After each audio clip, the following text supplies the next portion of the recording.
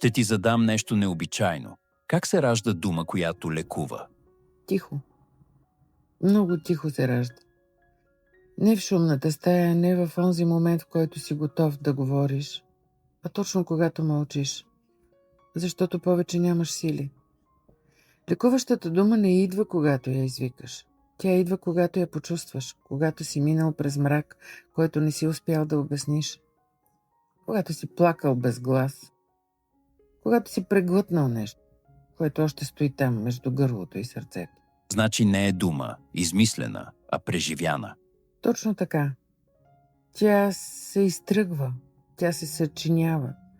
Не се украсява, не е реч, не е поезия, дори не е утеха. Тя е дишане.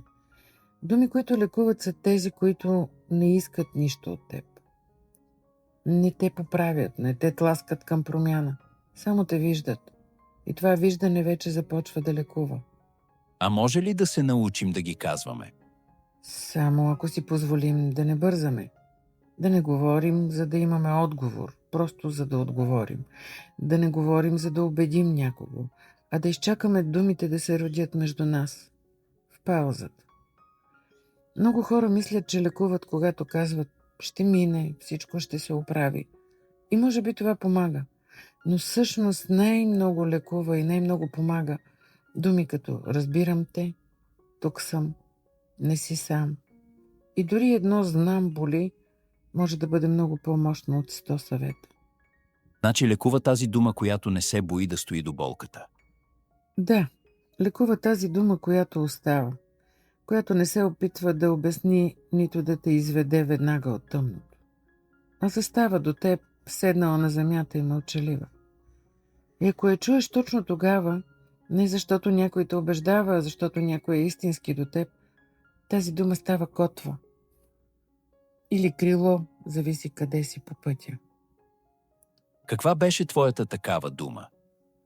Да, моята дума беше «остани».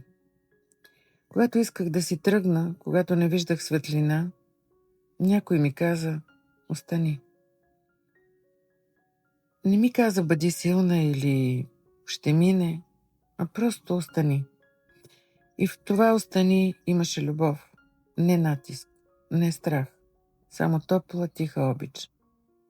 И за това ли днес говориш? Не, затова днес мълча между думите.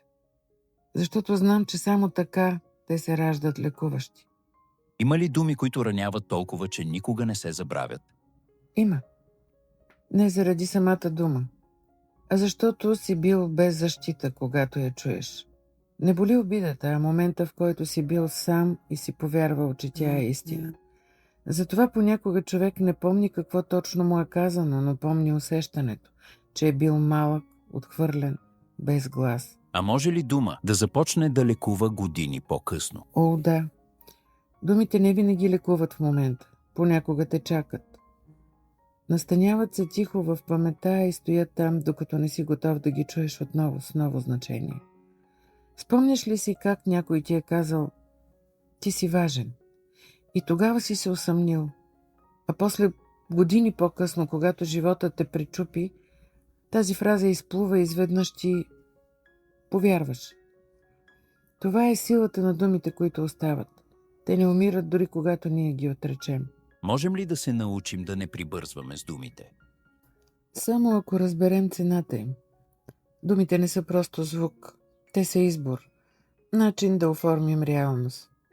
Колко лесно казваме «нямам време» и с това убиваме близост. Или «не мога» и се отказваме от себе си. Но ако си дадем миг да дишаме преди да кажем нещо, тогава може би ще се появи онази дума, която не руши, а изгражда. Защо толкова хора се страхуват от тишината между думите? Защото там се чува истината. Тишината не е празнота. Тя е пространство, в което думата трябва да се роди, а не да бъде натрапена.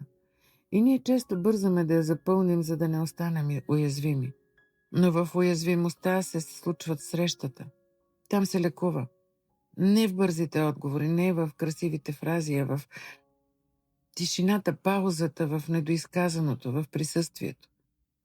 в допира.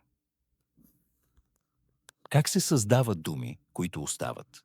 С обич, с внимание, с тишина, с мъдрост. С болка, през която си преминал, но не си се изгубил. Такава дума не идва, за да те впечатли. Тя идва, за да остане с теб. Ако трябваше сега да замълчим, какво би оставила след себе си? Не е отговор. Бих оставила усещане, че сме си припомнили нещо забравено, че думите не винаги лекуват, но понякога връщат мира в нас. И това ни стига.